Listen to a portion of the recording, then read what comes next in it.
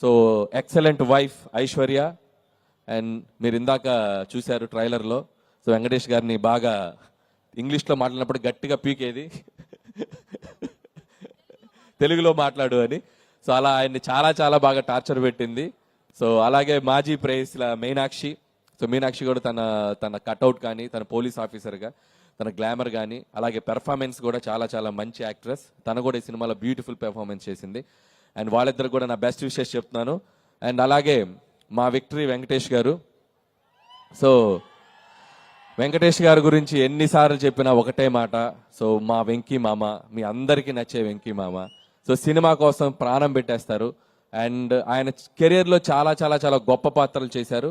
And ఖచ్చితంగా ఈ సినిమాలో ఈ పాత్ర చాలా డిఫరెంట్గా ఉండబోతుంది. చాలా అద్భుతంగా పెర్ఫామ్ చేశారు. అండ్ ఇందా చెప్పారు కదా, ప్రతి సినిమాకి ముందు టీజర్ ఉన్నట్టు ప్రతి మగాడి లైఫ్లో ఎక్కడో చోట లవర్ ఉంటుందని. సో ఇది చాలా ఉన్నాయి సినిమాలో.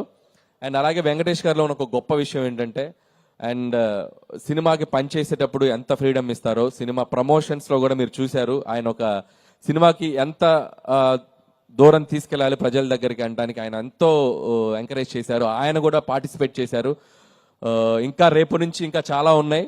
సో మిమ్మల్ని అందరినీ ఎంటర్టైన్ చేయడానికి ప్రమోషన్స్లో కూడా చాలా చాలా ఎనర్జెటిక్గా మీ అందరి ముందుకు వచ్చారు వెంకటేష్ గారు. Thank you so much.